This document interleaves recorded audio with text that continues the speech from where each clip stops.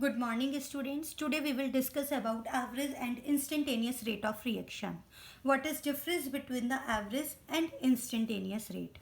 Average rate is measured when we take change in concentration of any of the reactant and product between time interval. Right let suppose मुझको 5 minutes to 10 minutes के mid देखना है what is the change in concentration of reactant, और मुझको 10 minutes to 18 minutes देखना है what is the change in concentration of product.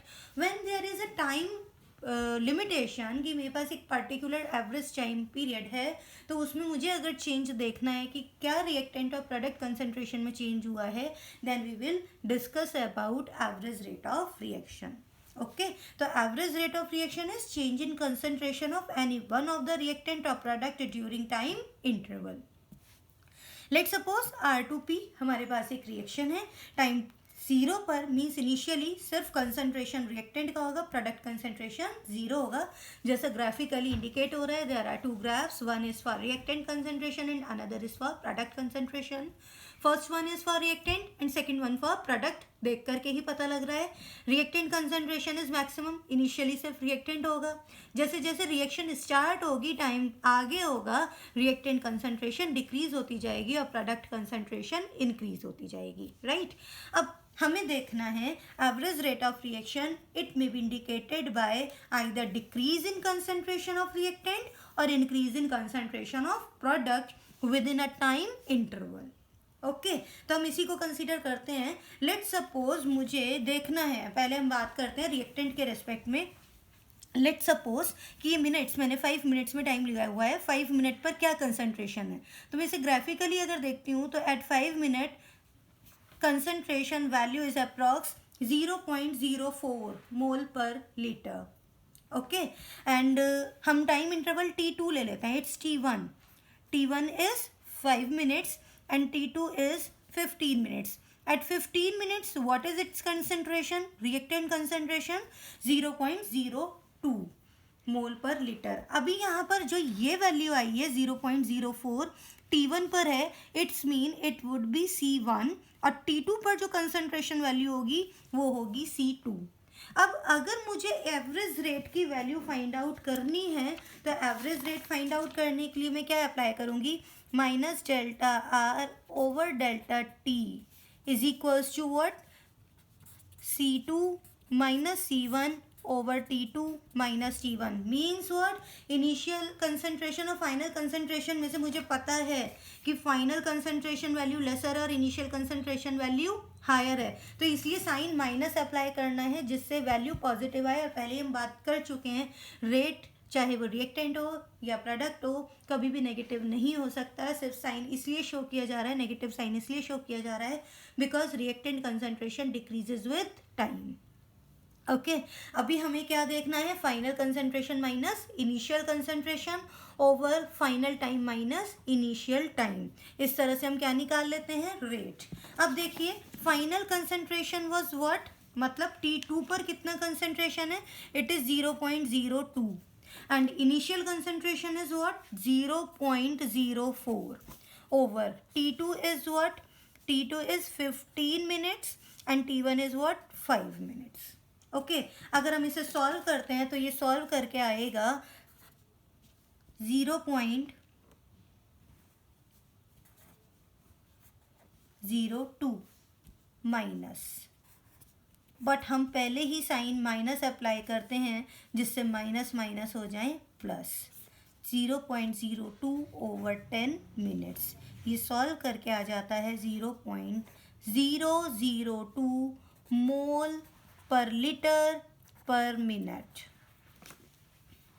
Right, तो हमें यहाँ से क्या पता लगा, between 5 minutes to 15 minutes what is the rate of reaction with respect to particular reactant. Okay, ऐसे ही अगर प्रोडक्ट के रेस्पेक्ट में फाइंड आउट करना है तो प्रोडक्ट के रेस्पेक्ट में फाइंड आउट करने के लिए भी बिल्कुल सेम फार्मूला अप्लाई करना है, change in concentration of product with respect to time. Again final concentration minus initial concentration over final time minus initial time. इसे भी करके देखते हैं. लेट सपोज हमने कंसीडर किया सबसे पहले T1 लिया 5 मिनट्स, 5 मिनट्स पर concentration of product comes out to be 0.02 mole per litre. And second ले लेते हैं 20 मिनट्स, 20 मिनट्स पर concentration of product comes out to be 0.04 mole per litre, right. अब हम फॉर्मूला अप्लाई करते हैं। Final concentration is what, final concentration आए 0.04 और इनिशियल कंसनट्रेशन आए 0.02। अप्लाई कर दीजिए, 0.04 minus 0.02 over T2 is 20, T1 is 5, 20 minus 5, ये सॉल्व करके आएगा 0.02 ओवर 15, और अगर इसे सॉल्व करते हो तो 0.00133 मोल पर लीटर पर मिनट। इस तरह से हमने देखा average rate of reaction. Average rate of reaction को फाइंड आउट करने के लिए हम देखते हैं change in concentration of any one of the reactant और product with respect to a particular time interval और टाइम इंटरवल, राइट। यहाँ पर चेंजेस, लार्ज चेंजेस इंडिकेट करने के लिए डेल्टा यूज़ किया है और स्मॉल चेंजेस यूज़ करने के लिए हम स्मॉल डी यूज़ करते हैं। That's it. Delta and D both are used for the changes, change in concentration, और चेंज इन कंसंट्रेशन अगर इट इज़ लार्ज तो हमें यूज़ करना है डेल्टा और स्मॉल चेंज के लिए यूज़ करना है small D. Now come to the next, instantaneous rate of reaction. Instantaneous का मतलब जो इंस्टेंट हो जाए, एकदम से हो जाए, एक पर्टिकुलर टाइम पीरियड पर हो। अगर ये पूछा जाए कि 5th मिनट पर एक पर्टिकुलर रिएक्शन चल रही है, 5th मिनट पर क्या चेंज हुआ concentration of reactant and product में, तो हम इसे बोलते हैं इंस्टेंटेनियस चेंज, राइट। तो इंस्टेंटेनियस रेट ऑफ रिएक्शन का मतलब एक पर्टिकुलर रिएक्शन में हमें क्या फाइंड आउट करना है, कंसंट्रेशन चेंज देखना है रिएक्टेंट और प्रोडक्ट का एट इंस्टेंट ऑफ टाइम। तो हम कैसे डिफाइन कर सकते हैं, instantaneous rate of reaction is change in concentration of any one of the reactant and product at particular instant of time. Let suppose again in he graphs में जैसे हमने reactant and product के लिए लिया हुआ है, with time reactant concentration decreases and product concentration increases, और same R2P लेकर के चलते हैं। Initially at time 0 reactant concentration is maximum and product concentration is 0। Instantaneous rate देखना है तो इंस्टेंटेनियस सबसे पहले हम बात करते हैं रिएक्टेंट की। इंस्टेंटेनियस रेट तो कैसे इंडिकेट करते हैं इसे, आर इंस्टेंटेनियस से। It would be equals to change in concentration of reactant at instant of time. यहाँ पर एक स्मॉल चेंज है टाइम में, बहुत ही माइन्यूट सा, एक particular instant of time, that's why it is indicated, change is indicated by small d. Change in concentration of reactant और change in concentration of product, it means dP/dt। हम कैसे भी major कर सकते हैं। तो इंस्टेंटेनियस रेट कैसे देखा जा सकता है, decrease in concentration of reactant और increase in concentration of product, ये निकालना है। लेट सपोज मुझे 10th मिनट पर देखना है कि 10th मिनट पर what is the change in concentration. तो इस 10th मिनट से हम एक टेंजेंट ड्रॉ करेंगे और इस टेंजेंट का स्लोप ही हमें बताएगा what is the instantaneous rate of reaction. It means what, कैसे निकला instantaneous rate of reaction, instantaneous rate of reaction indicated by the slope of the tangent. हमें ये सिर्फ स्लोप फाइंड आउट करना है, राइट। तो स्लोप फाइंड आउट करने के लिए आप क्या लोगे, height over base, it means वही change in concentration over change in time. Clear हुई ये बात। यहाँ पर निकालना है तो हम क्या करते हैं, minus dr over dt, change in concentration of reactant. और अगर रिएक्टेंट के लिए इंस्टेंटेनियस देख रहे हो, इंस्टेंटेनियस रेट देख रहे हो, तो it would be equals to the slope of tangent,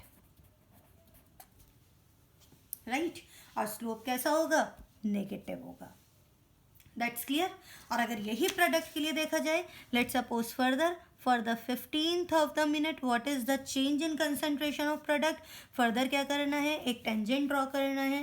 tangent draw करने के बाद slope of tangent will give the instantaneous rate of the reaction. Again with respect to product अगर लिखना है तो ये क्या लिखा जाएगा, R instantaneous for product, change in concentration of product over D T. It would be equals to slope of tangent.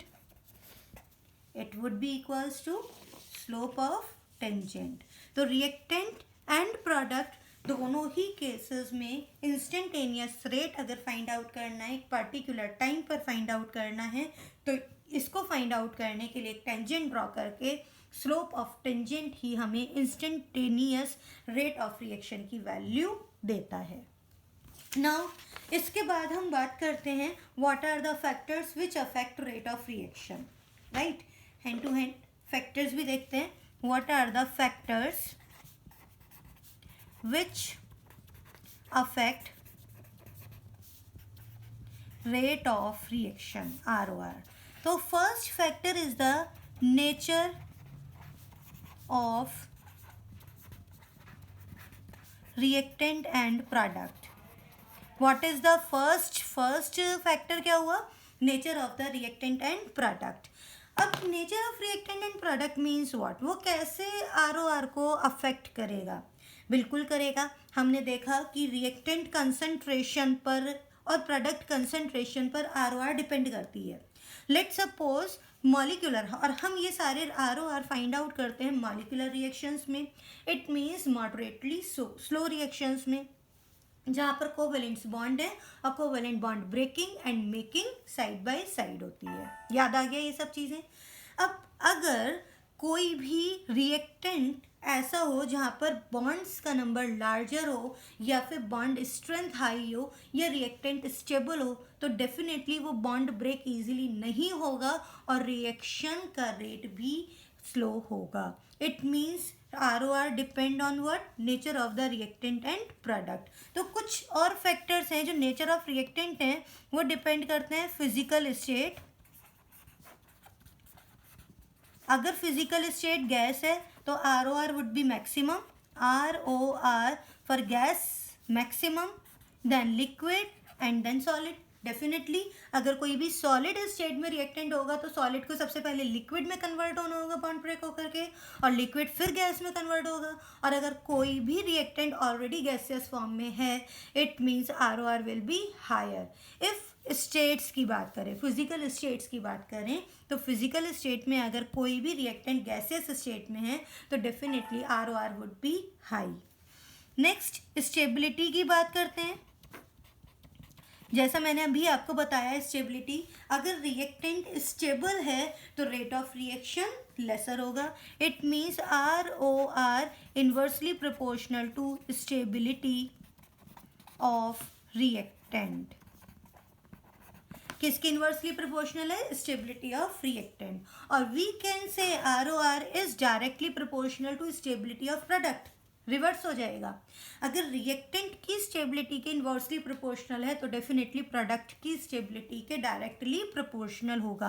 कैसे, अगर स्टेबल है रिएक्टेंट मॉलिक्यूल तो वो प्रोडक्ट में इजीली कन्वर्ट नहीं होगा. It means rate find out या rate of reaction will also be less. Next is surface area. Surface area means what, अगर मैं एक छोटा सा एग्जांपल लेती हूँ सरफेस एरिया का चॉक के लिए. अगर आपके पास एक पूरा पीस चॉक का है, उसे आप वाटर में डिज़ोल्व करो, वो इजीली डिज़ोल्व होगा या फिर क्रस्ट चॉक इजीली डिज़ोल्व होगा. Definitely crust chalk. राइट, अगर हम कहें हमारे पास एक लंप ऑफ शुगर है, वो इजीली डिज़ोल्व होगा या फिर क्रस्ट शुगर इजीली डिज़ोल्व होगा. Definitely crushed sugar. Why crushed sugar, why crushed chalk, because their surface area is larger. जितना ज़्यादा लार्जर सरफेस एरिया होगा उतना ही रेट ऑफ रिएक्शन भी हायर होगा. It means ROR directly proportional to surface area. Higher the surface area, higher the rate of reaction. Next consider करते हैं, अभी हमने फर्स्ट फैक्टर पढ़ा nature of reactant and product. Second factor देखते हैं, it is temperature.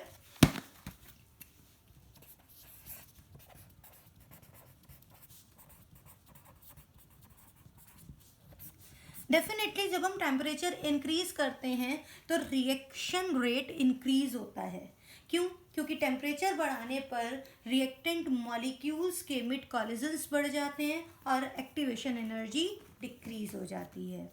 It means what कि वो easily collide हो जाएंगे और प्रोडक्ट में कन्वर्ट हो जाएंगे। तो टेम्परेचर इंक्रीज करने पर रेट ऑफ रिएक्शन इंक्रीज। तो rate of reaction is directly proportional to temperature. Third is catalyst. In presence of catalyst, generally rate of reaction increases. Generally ROR directly proportional to catalyst presence. अगर catalyst है तो catalyst की presence की वजह से ROR increase होगा। Okay, next factor is concentration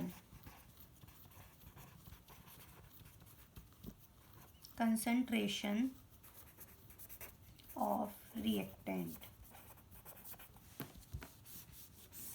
हमें graphically पता है initially concentration of reactant is maximum, as time proceed reactant concentration decreases, right. तो इनिशियली जब टाइम ज़ीरो है उस केस में रिएक्टेंट कंसंट्रेशन इज मैक्सिमम, उस केस में रिएक्टेंट का कंसंट्रेशन मैक्सिमम है और ROR इज ऑल्सो हाई, उस टाइम रेट ऑफ रिएक्शन भी हाई होगा। But as time proceed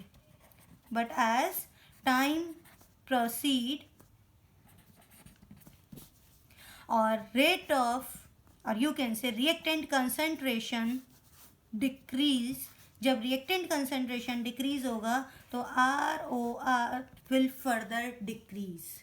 It means we can say ROR is directly proportional to concentration.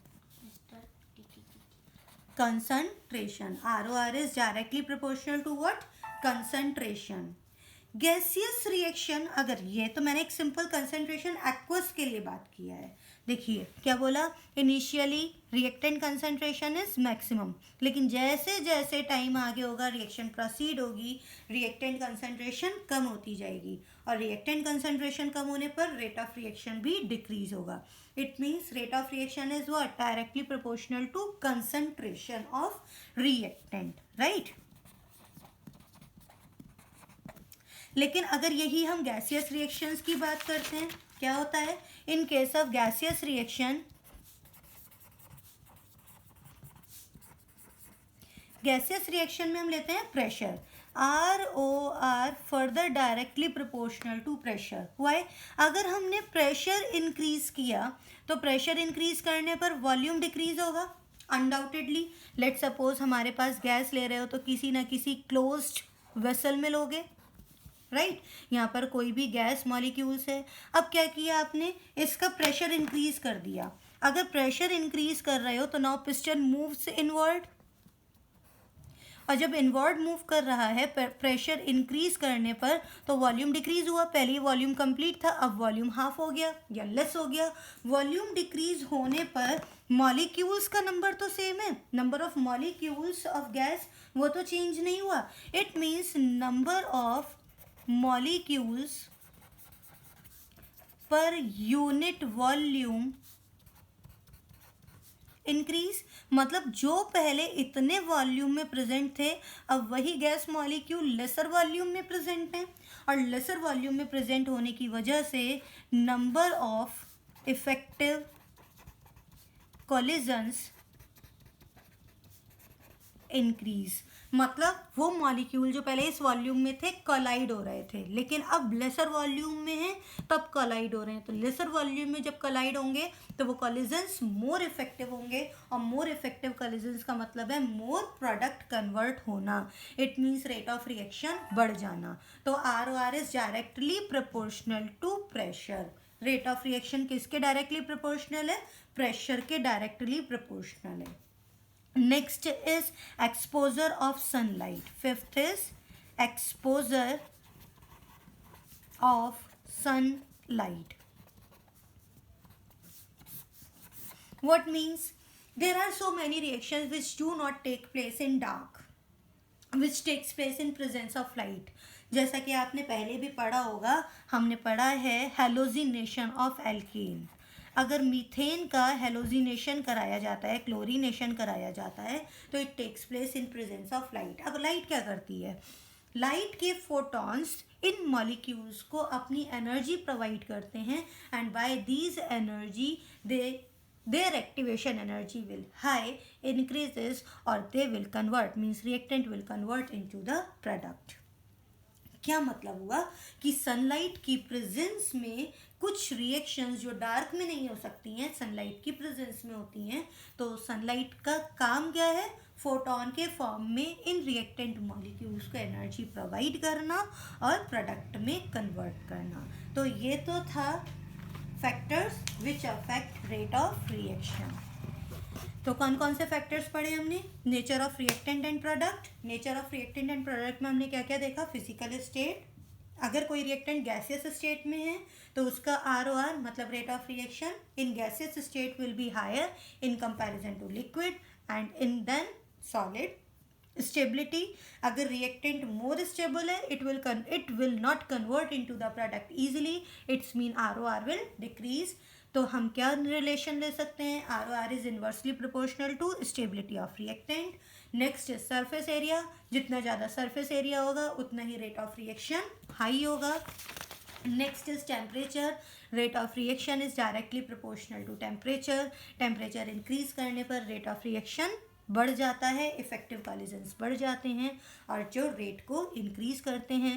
Catalyst few catalyst are negative also which decreases the rate of reaction, that's why I use generally presence of catalyst increases the rate of reaction, right. और next is concentration of reactant. Concentration का क्या effect है? जैसे जैसे reactant concentration decrease होता जाएगा rate of reaction भी decrease होता जाएगा। तो relation between ROR and concentration of reactant is direct relation, ROR directly proportional to concentration of reactant. लेकिन अगर यही रिएक्शन गैसियस स्टेट में है तो गैस में जब आप प्रेशर इंक्रीज कर रहे हो, ROR किस पर डिपेंड करता है? प्रेशर पर। जब आप प्रेशर बढ़ा रहे हो तो वॉल्यूम कम हो जाएगा। सेम गैसियस मॉलिक्यूल जो पहले लार्ज वॉल्यूम में थे अब लेसर वॉल्यूम में है। लेसर वॉल्यूम में है तो क्लोज हैं, क्लोज आने की वजह से उनमें कॉलिजन्स बढ़ जाएंगे। इफेक्टिव कॉलिजन्स बढ़ने की वजह से रेट ऑफ रिएक्शन भी बढ़ जाएगा।